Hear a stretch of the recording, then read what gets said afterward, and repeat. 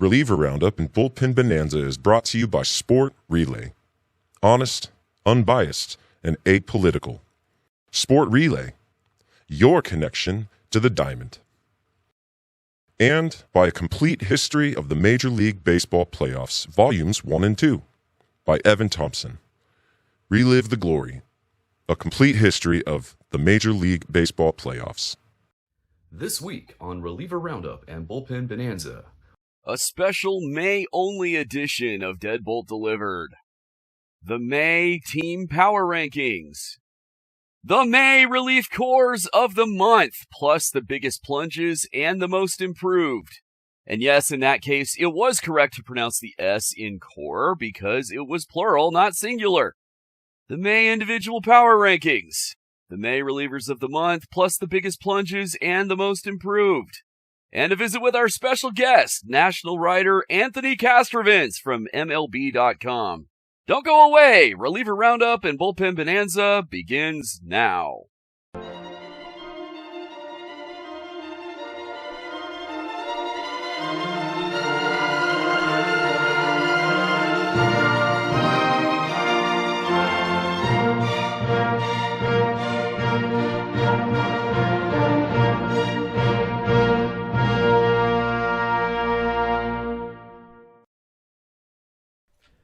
Welcome to Reliever Roundup and Bullpen Bonanza. I'm your host, Evan Thompson, Editor-in-Chief, Athletics Writer, and National Writer at Sport Relay.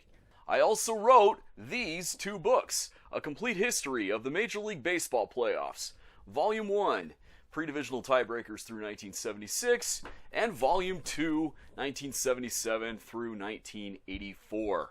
If you are interested in ordering a copy or two, there are links in the description box below this video. Please, help a guy out.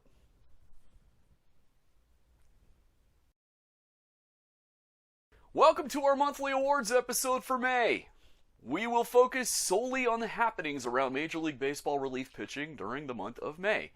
Let's get right to it. It goes without saying, statistics for this episode include the month of May only. We'll begin with the most dominant team relief performances of the month. It's time for Deadbolt Delivered, where we honor the relief units that slammed the door and threw away the key. Here are May's door slams. Real quick, for those who are new to this segment or have forgotten since the last episode, to get a door slam, a team must close out the game with at least 3 consecutive goose eggs. This string must be completely uninterrupted. There cannot be any broken eggs in there. There cannot be any mezz in there, and there cannot be any situation where the score differential is such that the pitcher doesn't get any of the 3. It must be goose egg, goose egg, goose egg. Bang, bang, bang. At least 3 in a row. Why is this important? If a team gets a door slam, they completely shut the opponent down en route to a narrow victory. When the last outs are on the line, it's lockdown only. The door slam celebrates those nights when the back end doesn't merely protect the lead, it shuts the door, throws the deadbolt, and walks away with the key. Here is the list of each team's door slam totals for May. Everyone played between 26 and 29 games. As you can see from the numbers here, door slams are not easy to get and are not common. They aren't uncommon, we typically get at least one per day, but they aren't common either. The leaders in all of Major League Baseball for May were the New York Mets with 4. For second place, we had a tie between the Milwaukee Brewers and Toronto Blue Jays with 3 each. The Atlanta Braves, Boston Red Sox, Chicago Cubs, Chicago White Sox, Colorado Rockies, Kansas City Royals, and Seattle Mariners had 2 each.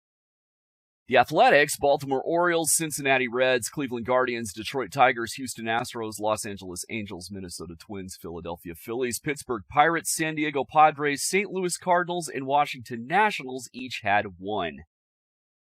7 teams did not have a single door slam all month. The Arizona Diamondbacks, Los Angeles Angels, Miami Marlins, New York Yankees, San Francisco Giants, Tampa Bay Rays, and Texas Rangers. In summary, during May, there were 37 total door slams league-wide. The Mets led the pack with 4. The Brewers and Blue Jays tied for second with 3 each. The Blue Jays had the most in the American League. 7 teams had 2 door slams each, and 13 teams each had 1 door slam.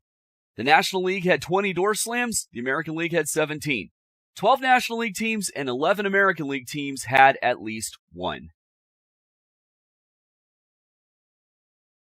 Time now for the Team Relief Corps Power Rankings for May. These rankings include every pitch thrown in relief by a player wearing said team's uniform, excluding position players, during the month of May.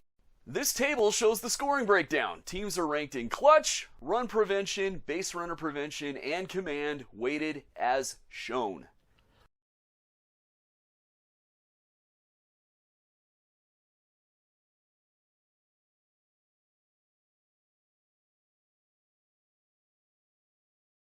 The final score determines the ranking. 0 means right at league average. Positive is better than average, negative is below average.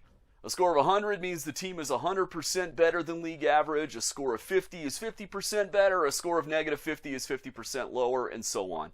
Each whole number equals 1 percentage point.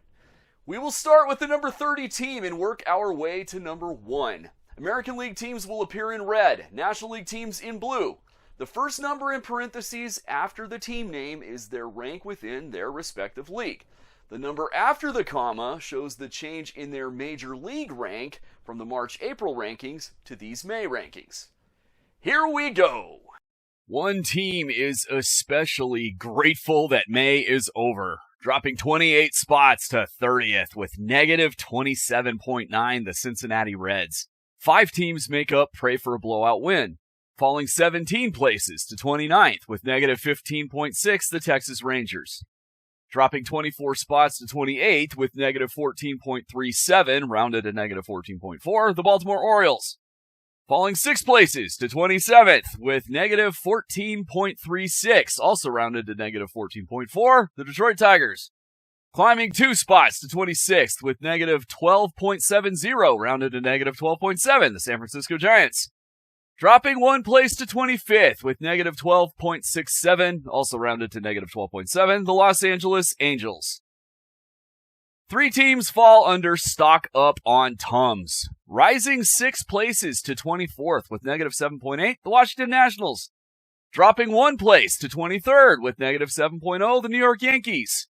And falling 21 places to 22nd with negative 5.1, last month's NL Relief Corps of the Month, the Colorado Rockies. 3 teams have lots of work to do, dropping 7 places to 21st with negative 2.5, the Tampa Bay Rays.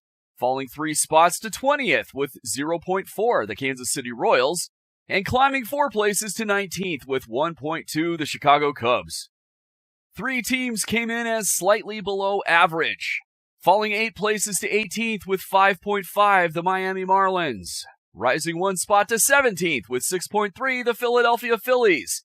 And dropping 3 places to 16th with 6.4, the Athletics. 4 teams make up slightly above average, falling 7 places to 15th with 10.8, the Pittsburgh Pirates. Rocketing 12 spots up to 14th with 10.9, the Minnesota Twins.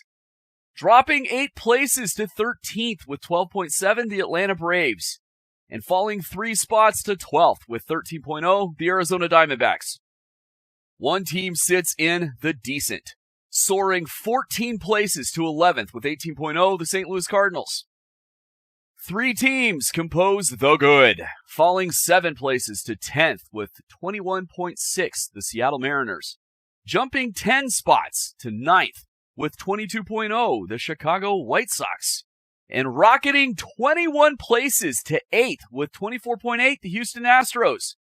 2 teams make up the very good, climbing 13 places to 7th with 37.9, the New York Mets. Jumping 9 spots to 6th with 43.5, the Toronto Blue Jays. 3 teams fall under better take an early lead, climbing 1 place to 5th with 55.2, the San Diego Padres.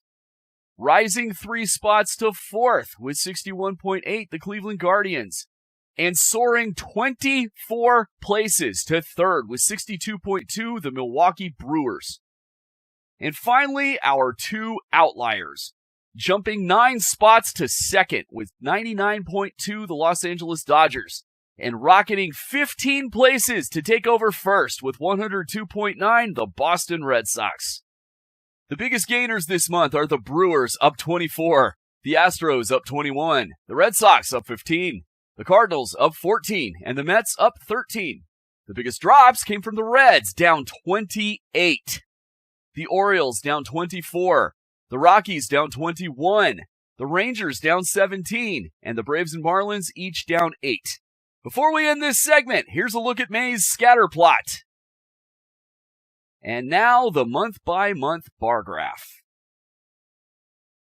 That brings us to the team award winners for May. You've already seen who they are, but here we will go into more detail as to why they earned the scores that they did.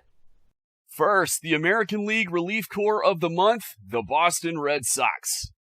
They finished May with 102.9 total points, highest in both the American League and in the majors. Their 11.0 goose egg per broken egg ratio also led the American League, built on 26 goose eggs, fourth most in the league, and 2 broken eggs, the fewest in the AL. Their 65 ERA minus was the best in the league, and their 78.2 scoreless outing percentage, earned runs only, ranked second. They weren't perfect, of course. Their one weakness was inherited runners, having allowed 35.7% of them to score, which ranked 12th in the American League. However, the other areas I named more than made up for it, as did these next few stats. 11-16 whip, best in the American League. K-minus walk percentage, 18.2%, also best in the American League. Their home run percentage was second in the American League. It's listed at 2.0% since we round to one decimal place, but it really was lower than 2%. It was 1.95%. At any rate, dominant month for the Red Sox relievers. Congratulations to them. The shakiest American League Relief Corps of the month was the Texas Rangers. They finished May with negative 15.6 total points, 29th in the majors. They had 4 broken eggs, tied for the third lowest total in the league, but that didn't matter all that much given that they had 9 goose eggs, 15th in the American League. No other team had single digits in goose eggs. The next lowest total in the American League came from the Athletics, and they had 11. Anyway, the Rangers' 2.3 goose egg per broken egg ratio ranked 11th in the American League. Their 64.9% scoreless outing percentage, earned runs only, ranked 14th in the American League, and their 114 ERA minus ranked 12th in the majors. Their 34.9 inherited runners scored percentage ranked 11th in the American League. Their 14-20 whip ranked 11th in the American League. The biggest surprise there is that 14-20 wasn't dead last, and their 2.4% home run percentage ranked 9th. Finally, their 8.5 K-minus walk percentage ranked 13th in the American League. Not a good month for them. The American League's biggest plunge for May came from the Baltimore Orioles. Putting the March-April numbers and May numbers side by side, we can readily see the reasons for their nosedive. March and April, 34.3 points, second in the American League, fourth in the majors. 2.9 goose eggs per broken egg, third in the American League. 23 goose eggs, fourth in the American League. 70.8 scoreless outing percentage, earned runs only, fifth in the American League. 91 ERA minus, seventh in the American League. 12.27 whip, second in the American League. 2.8 home run percentage, also second in the American League. And 16.1 K minus walk percentage, third in the American League. Oh boy, but May.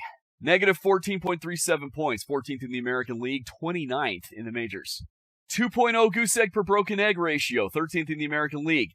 12 goose eggs, 6 broken eggs, 13th and tied for 5th in the American League, respectively. 67.7 scoreless outing percentage, earned runs only, 12th in the American League. 142 ERA minus, 15th in the American League, 29th in the majors. Their whip, 15.23, 14th in the American League. One bright spot was their home run percentage. It was 1.9%. That's the best in the American League, but the rest of this made it not matter. And their K-minus walk percentage was 8.6%, which was 12th in the American League. The most improved American League relief unit in May was the Houston Astros. Let's put their March-April stats side by side with their May stats so we can easily see the improvement. March and April for the Astros, negative 15.4 points, 15th in the AL, 29th in the majors. 1.6 goose eggs per broken egg. It's tied for 13th in the American League. 14 goose eggs, tied for 11th in the American League. 9 broken eggs, tied for 8th in the American League. 154 ERA minus, 30th in the majors. And a 17-12 whip, which was also 30th in the majors. But May. 24.8 points, 4th in the American League, 8th in the majors. 4.0 goose egg per broken egg ratio, 5th in the American League. 20 goose eggs, 6th in the American League. Their 5 broken eggs were tied for 6th in the American League. An 80 ERA minus, 4th in the American League, and an 11.48 whip, which is 3rd in the American League. And now that they have Josh Hader back, don't be surprised if they keep rising. Moving on to the National League Relief Corps of the month, the Los Angeles Dodgers. They finished May with 99.2 total points, the highest mark in the National League. Their 13.0 goose egg per broken egg ratio led the majors, although their low total of 13 goose eggs was tied for 13th in the National League. They had a major league low 1 broken egg, and that gave them their stellar ratio. Their 48 ERA minus ranked 2nd in the National League, and their 86.4 scoreless outing percentage, earned runs only, was the best in the majors. They also held runners well with a 26.3 inherited runners scored percentage, which was 4th in the National League. Their .934 whip was the best in the majors, as was their 0.8 home run percentage. And their 16.5% K- walk percentage ranked 4th in the National League. Another note on their home run percentage. They were the only relief unit in either league to have a percentage under 1. And now for the shakiest National League Relief Corps of the month, the Cincinnati Reds.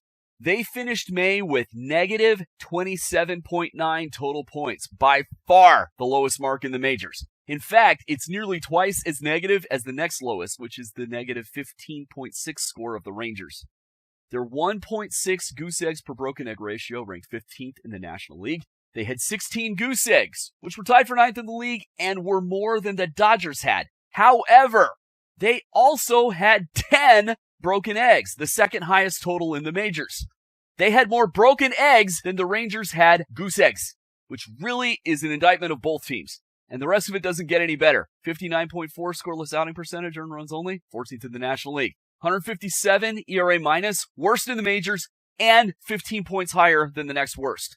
They struggled with inherited runners as well, with a 39.0% inherited runners scored percentage, 13th in the National League. Sad part is that wasn't 15th. Their 16-19 whip was not only the worst in the majors, but it was 73 points higher than the next worst, which was 1546. An ungodly home run percentage. One of the stats where lower is better. 4.9%. Definitely the highest in the majors. The next highest, 3.5%. Yikes. And their 6.9 K- walk percentage was 14th in the National League. Disastrous month for the Reds relief unit.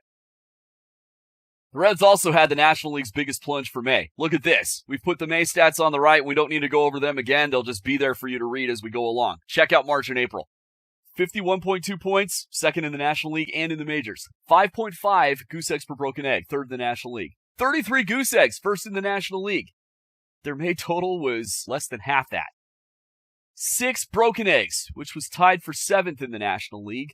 80.5 scoreless outing percentage, earned runs only, 1st in the majors. 69 ERA minus, also 1st in the majors. 1386 whip, 12th in the National League, which might have been a sign of things to come. Although 1386 is much better than 1619. 2.3 home run percentage, 10th in the National League. Their May total was more than twice that. 9.0 K- walk percentage, which was also 13th in the National League. And a 9.0 K- walk percentage, 13th in the National League, but the rest of their stats more than made up for it. The most improved National League relief unit in May also climbed in the division standings, the Milwaukee Brewers. Here are their stats side by side once again. March and April, negative 13.0 points, which was 13th in the National League and 27th in the majors. 1.4 goose egg per broken egg ratio, 15th in the NL. 18 goose eggs, 12th in the NL. 13 broken eggs, 15th in the NL. 70.6 scoreless outing percentage, earned runs only, 11th in the NL. 91 ERA minus, 7th in the National League, which is actually pretty good. 1401 whip, 13th in the National League. 2.0 home run percentage, 4th in the NL. That's a positive there. And 13.5 K- walk percentage, right in the middle, 8th in the National League. Look at May, though. 62.2 points, which was 2nd in the National League and 3rd in the majors. 9.0 goose eggs per broken eggs, 2nd in the National League and 3rd in the majors. 18 goose eggs, tied for 4th in the National League. 2 broken eggs, which was 2nd in the National League and tied for 2nd in the majors. 74.3 scoreless outing percentage, earned runs only, which was 8th in the majors. A 67 ERA minus, which was 5th in the NL. 11.06 whip, 5th in the National League. A 1.0 home run percentage, which was 2nd in the National League and the majors, and a 15.1 K- walk percentage, which was 5th in the National League. When we return, our special guest, national writer and proud Clevelander Anthony Castrovince from MLB.com. Stay tuned.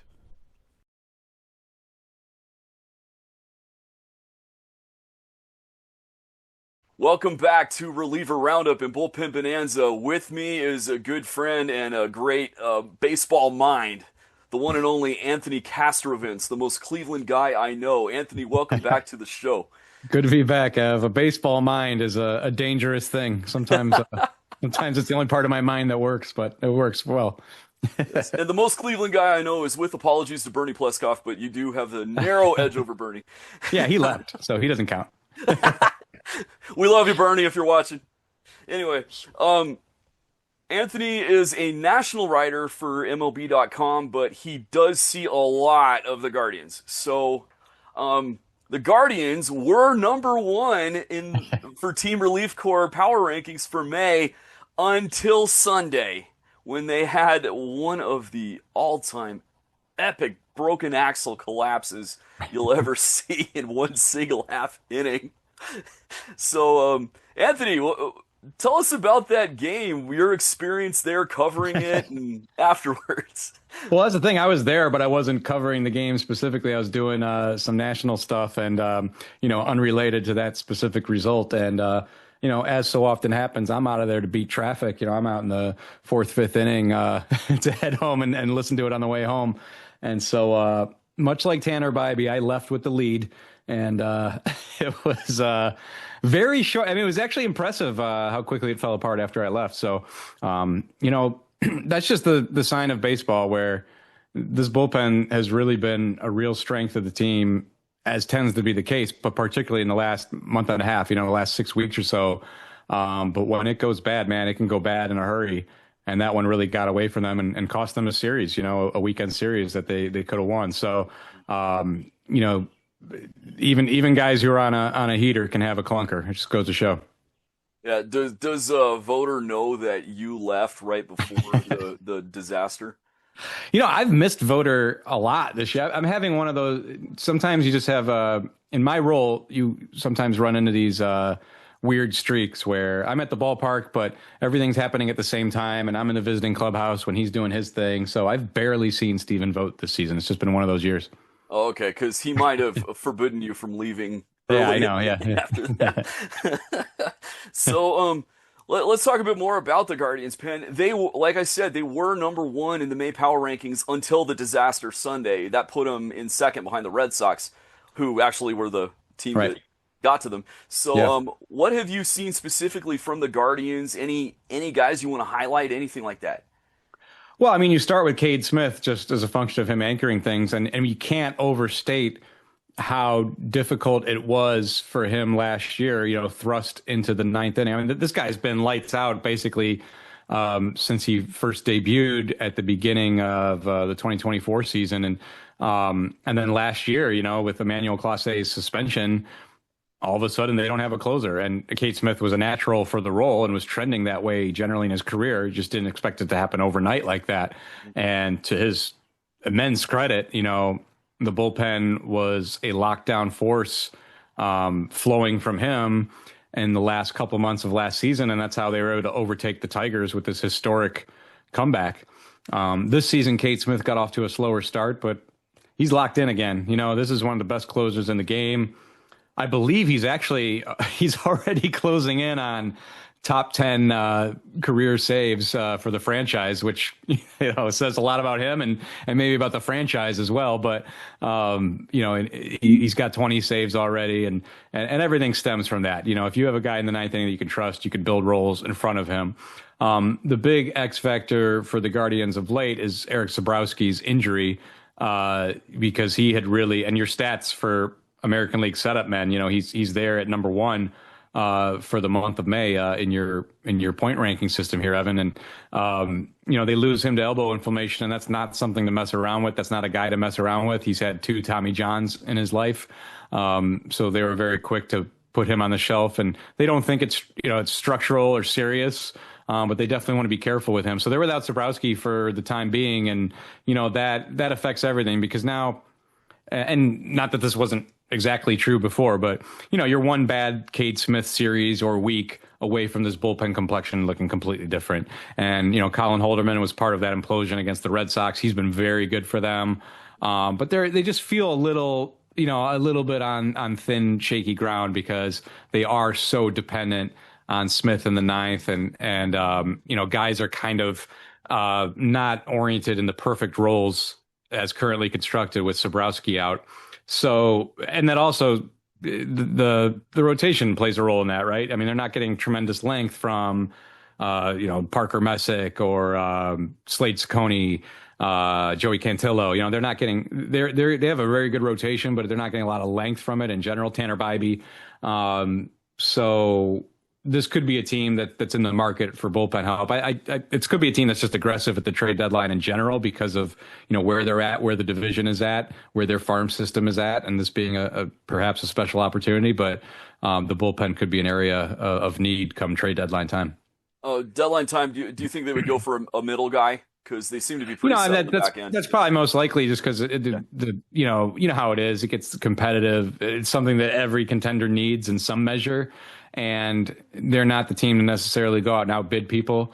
They're very protective of their farm system, as they need to be in this market. But they also have the luxury of not necessarily needing an 8th inning guy. They don't need a 9th inning guy, but they don't necessarily need an 8th inning guy either. So yeah, it could be just someone who can give them some length in the mid innings, that sort of thing. Plug it in and help everybody settle into a more applicable role in general. But they also could have help in their system. Franco Aleman was up for a very brief amount of time, but that's a guy they believe in a lot. He's huge. He throws hard. He just looks intimidating, just stepping on the mound. And, he could be a real force for them. He could be a guy who's a big X factor for them, going forward, particularly in the second half. And to go further with what you said about the rotation, I talked to Steven in spring training, Steven Valdez, about how the team was able to overcome the sudden loss of the services of Clase. Yeah. And his first answer was the starters pitched deeper. He went to the starters and said, look, I need one more inning out of all of you. Yeah. Yeah, absolutely. He basically said, we need someone to pitch the 7th now, and they said, we'll do it, is the way he told it to me. They really rose to the occasion, and then the bullpen kind of flowed from there. And they could use some of that now. And again, I mean, the bullpen, in general, the pitching staff has been terrific. I'm just saying, when you're forecasting for a full season, you always wonder if stretches like this will catch up to you, where you're not getting a tremendous amount of length from the starters. You're relying so heavily on, a couple predominant arms in the bullpen. I even mentioned Hunter Gaddis. They've gotten him back healthy, and he's as good an 8th inning guy as you can find. So again, like if they have Sobrowski back in a reasonable amount of time, and Gaddis is healthy and Smith is healthy, I mean, that, and Holderman is what he's generally been, that outing against the Red Sox notwithstanding. I mean, their bullpen's in a pretty good spot, but I just think they might need some augmentation, just to account for the fact that it's asking a lot of the rotation to deliver the way it did in the second half of 2025. Right, and you and I have talked about this when we've seen each other in person, how recently during the postseason, going back several years, the over-reliance managers have had on the relief units during the regular season has shown up in the postseason with guys who are just completely out of bullets. Yeah. And I think that's bled into this season. I think generally speaking, there's been a relief issue in the MLB level this year, especially the American League, especially the AL. Yeah, especially the American League, and I think one season can bleed into the next, or multiple seasons bleed into the trend. Just kind of follow the trend, but the other thing about relievers is you always get pleasant surprises. You always get young guys who come up and they're throwing gas and they're zipping and zapping and whatnot. But there's no doubt about it. I mean, the postseason becomes such a bullpen oriented experience, and it could work for you in the moment and then against you the very next year. Yeah. And speaking of the surprises, you have the relief stats there. Don't worry about spoilers. We haven't done the individual power ranking segments yet. Don't worry about it. It's fine.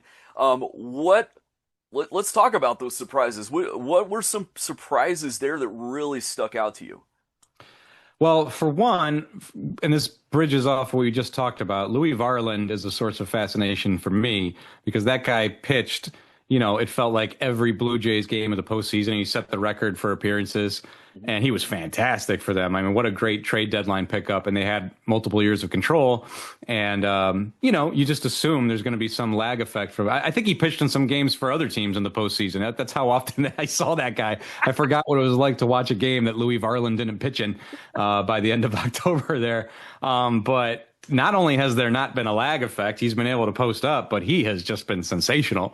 So I give that guy a lot of credit because that is not as easy as he is making it look to have a very brief offseason and to come back as good or better than ever is really impressive to me. I mean, you got Chapman is Chapman. I'm surprised in the general arc of his career, to do what he's doing at his age and his number of innings and exposure to still be, by and large, just dominant, just absolutely overpowering is a real credit to him. And then I think just the White Sox tandem in general, Sir Anthony Dominguez and Grant Taylor, the White Sox are a surprise team, and that's a huge part of it. I really liked the Dominguez move, less from a standpoint of what he could be as a closer.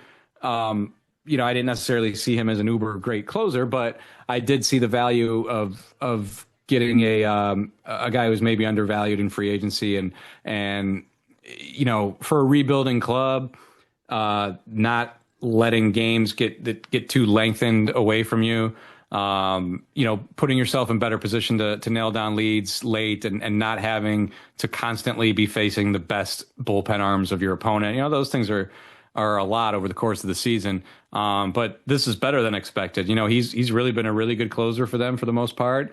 And Grant Taylor is one of those guys, like I mentioned. He's 24 years old, and he changes the entire complexion of the bullpen overnight, and all of a sudden you have a very different team. It's just a bullpen can really, a bad bullpen can upend a lot of greatness, and a good bullpen can pave over a lot of sins. So I think a big reason why the White Sox are such a pleasant surprise in the Central this season is just having that stability in the 8th and 9th innings.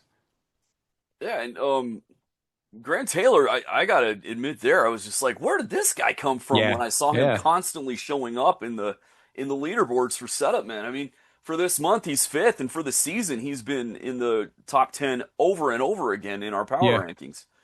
About Chapman, has he locked down future Hall of Fame by now?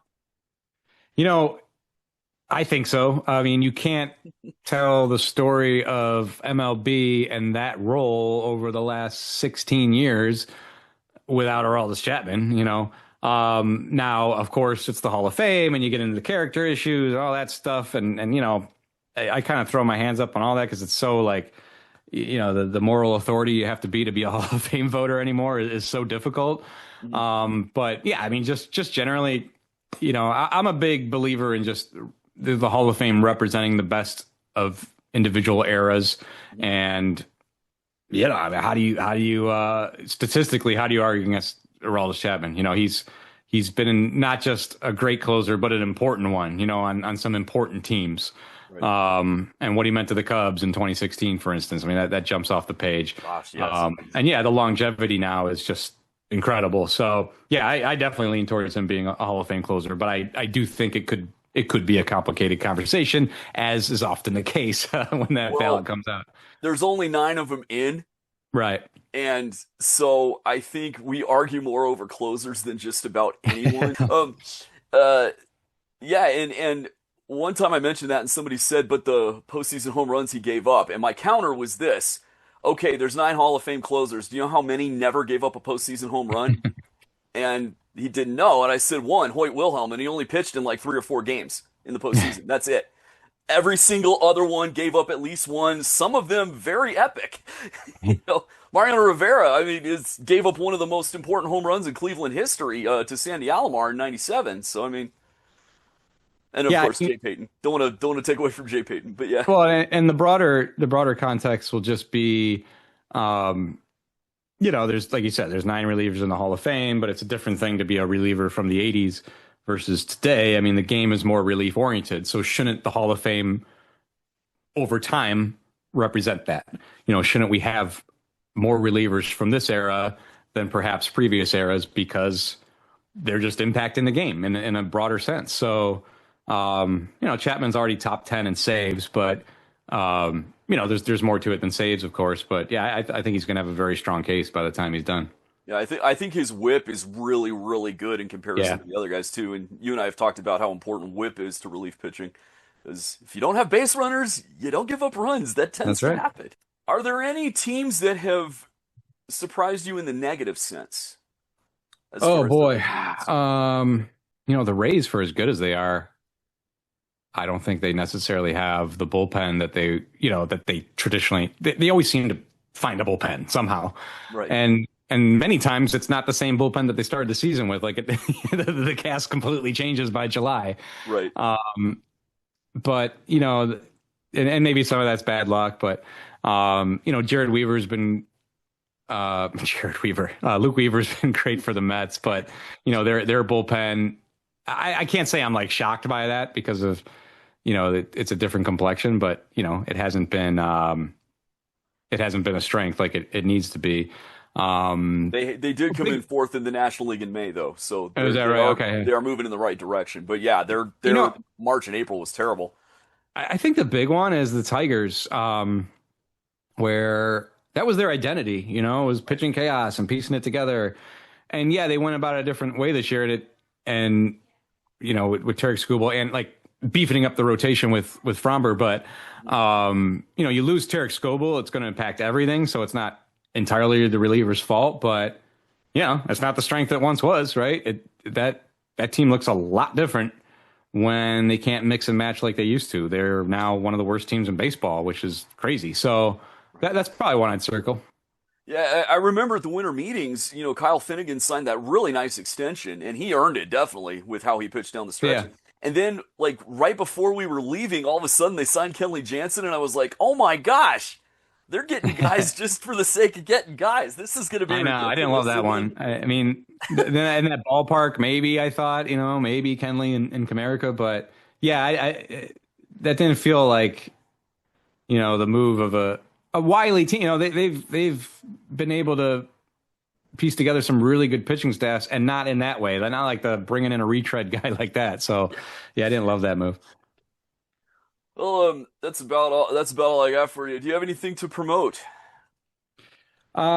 Just, we're doing a lot more YouTube content this year at MLB, and we have a fun show called Going Deep that just kind of analyzes trends or different player features in the game as they come up. And so that's been kind of fun to put together this year. We'll put a link to that in the description box below this video for this episode. Well, Anthony Castrovince, this is your second time on. If you come on a third time, you officially become a friend of the show. It's an official title for all 3-time visitors. Does that come with a smoking jacket? I think I need to make one because right now the only members are Bob Nightingale and Jose Romero. So come on again, you'll be there. If Sonia Chen comes on again, she'll be there. And she will at some point.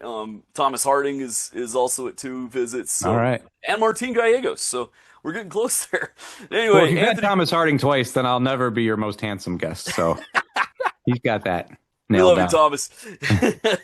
All right. Anthony Castrovince, thanks again for coming by. Don't go away. We will be back with the individual power rankings and award winners for May. So stay tuned. Welcome back to Reliever Roundup and Bullpen Bonanza. It is time for the individual power rankings for May. Statistics include every regular season game during the month of May. To qualify for the rankings, there is a minimum of 7 relief appearances, and for the Goose Egg per Broken Egg Plus statistic, which forms 2/3 of the clutch category we use to rate setup men and closers, there is a minimum of 4 Goose Eggs plus Broken Eggs. A note on the roles. If a team is using co-closers, we list them both as closers in our ranking tables. If it is closer by committee, we list all members of that committee as setup men. A link to our ranking methods is in the description box below this video. We will start by listing the middlemen and the setup men from each league who finished in 2nd through 10th place, as well as the closers who each finished in 2nd through 5th place. After that, we will reveal our award winners. Here we go! First, the American League middle relievers. Number 10 with 28.6 from the Athletics, Mark Leiter Jr. Number 9 with 29.8, also from the Athletics, Luis Medina. Number 8 with 33.8 from the Rays, Garrett Clevenger. Number 7 with 34.3 from the Angels, Chase Silseth. Number 6 with 41.0 from the Guardians, Colin Holderman. Number 5 with 42.5 from the Blue Jays, Mason Fluharty. Number 4 with 44.6, his teammate, Adam Macko. Number 3 with 46.6 from the White Sox, Sean Newcomb. And number 2 with 60.1 from the Astros, Stephen Okert. We will get to number 1 later on. Now for the National League middle relievers. Number 10 with 22.2 from the Mets, Huáscar Brazoban. Number 9 with 24.8 from the Reds, Sam Moll. Number 8 with 28.4 from the Pirates, Evan Sisk.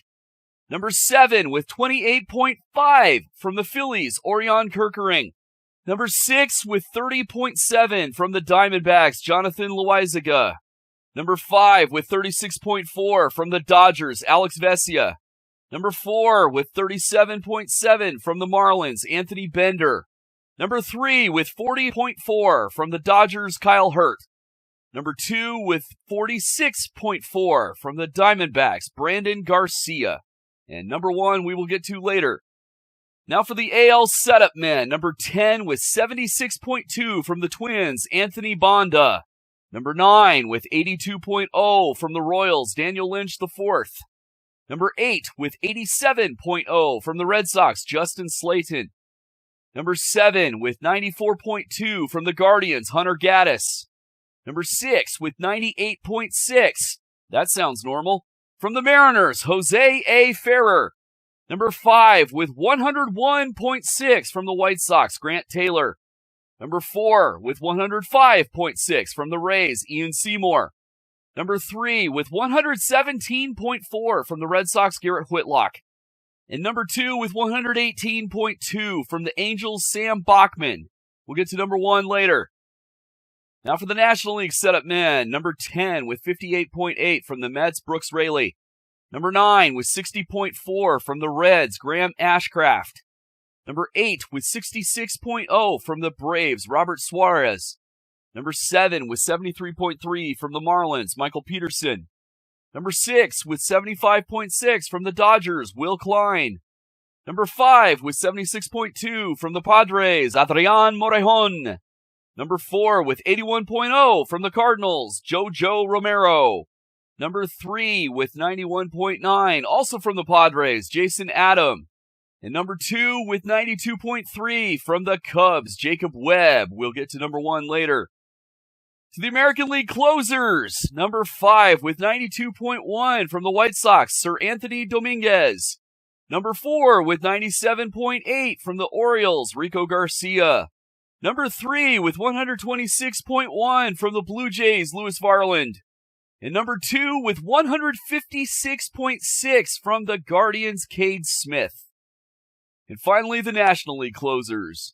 Number 5 with 85.9 from the Rockies, Antonio Sensatella. Number 4 with 100.8 from the Mets, Devin Williams. Number 3 with 100.9 from the Brewers, Trevor McGill. And we will hold off on number 2 and number 1 until later on. You'll see why in a minute. Now to the award winners. Our American League Middle Reliever of the Month finished May with an 87.5 scoreless outing, earned runs only percentage, delivering 7 scoreless outings in 8 games and allowing 1 earned run across 9 1/3 innings. His 24 ERA minus reflected how dominant he was, and his .429 whip was one of the sharpest marks of any AL middle reliever this month. He overpowered hitters with a 40.6 strikeout percentage against a 6.3 walk percentage, producing a 34.4 K- walk percentage, and the lone run he allowed came on his only home run of the month. He also stranded both inherited runners, finishing May with 64.0 points in the month. The AL Middle Reliever of the Month for May from the Boston Red Sox, Giovanni Moran. The National League's top middle reliever delivered a perfect 100.0 scoreless outing percentage, earned runs only in May, not allowing an earned run across 7 games in 8 2/3 innings.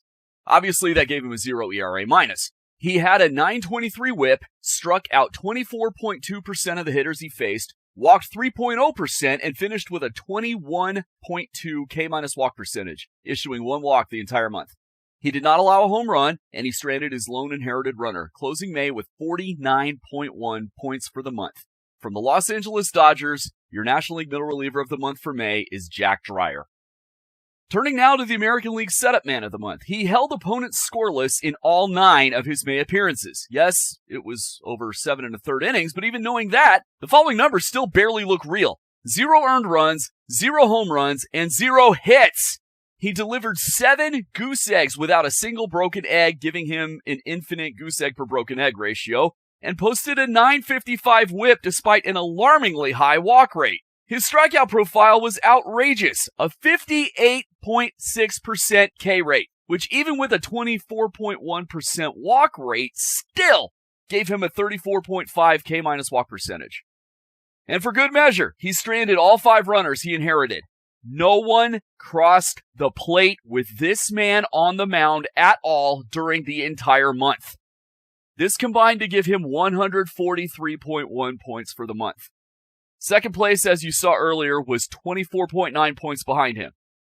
Now, unfortunately, he went on the 15-day IL May 25th, retroactive to May 22nd, with left elbow inflammation. But the good news is MRI results revealed no structural damage, so he could be back by early July. Back to the award. Without further ado, the American League setup man of the month for May from the Cleveland Guardians, Eric Sabrowski. The National League setup man of the month also did not allow an earned run, this time in 12 2/3 innings across 11 games. He walked 4 hitters total and stranded all 5 runners he inherited. He delivered 9 goose eggs without a broken egg and a 10.26 whip.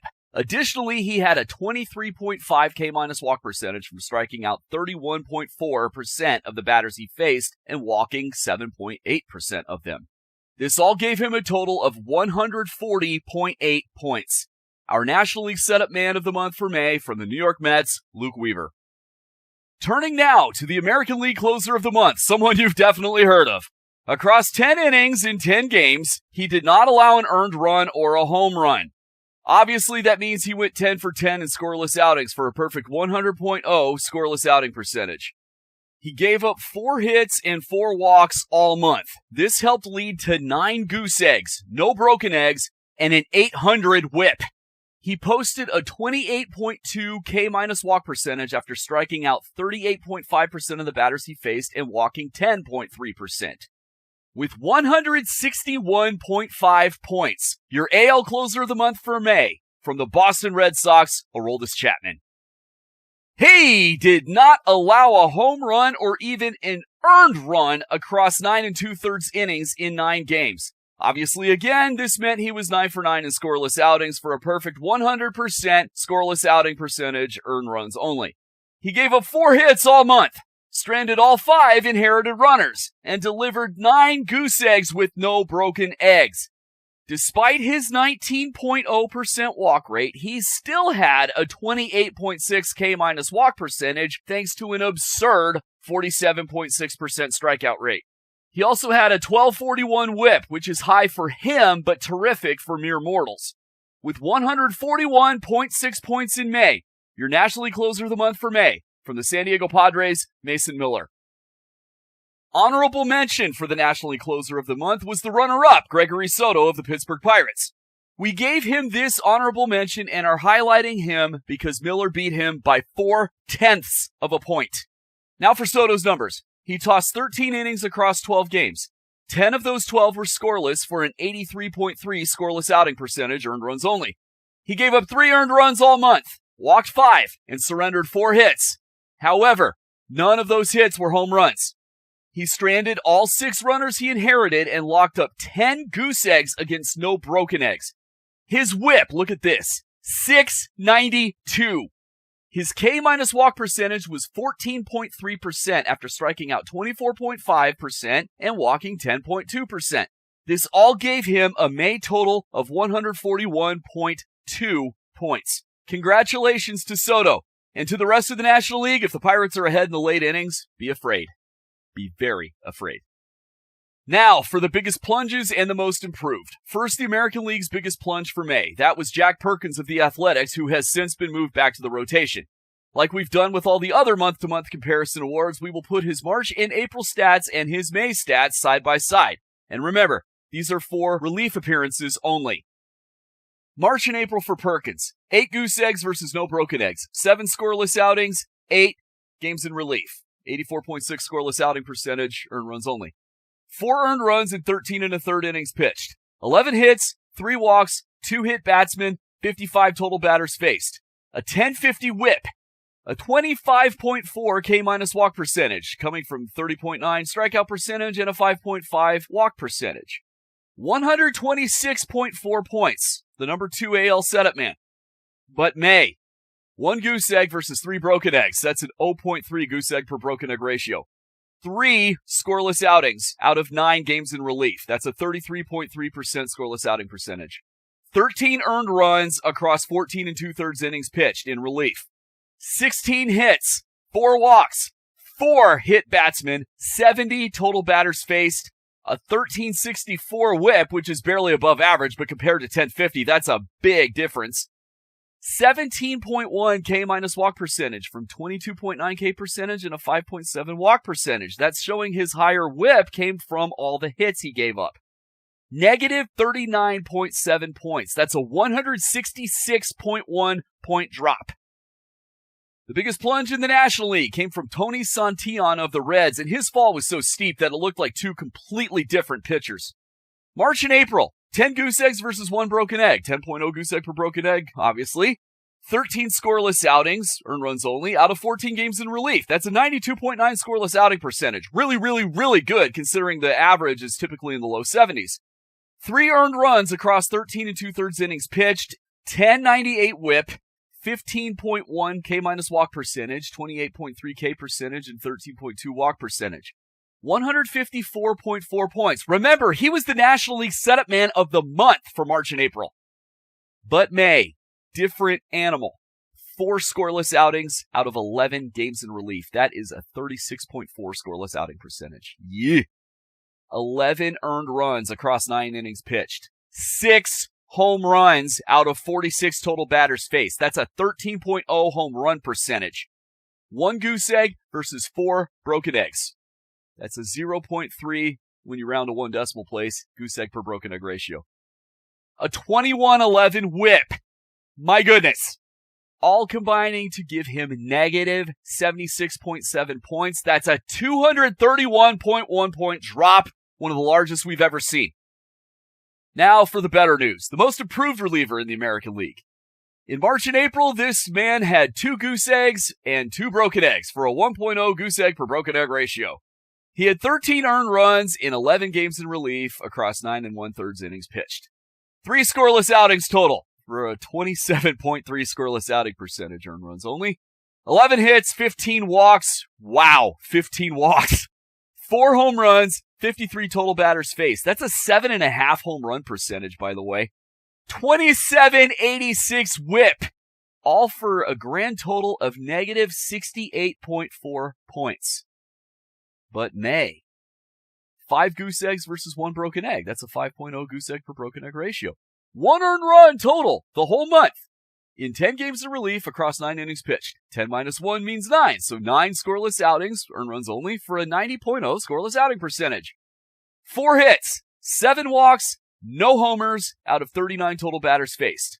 A 12.22 whip, 66.0 points. Not in the top 10 for setup men, but he still went up by 134.4 points.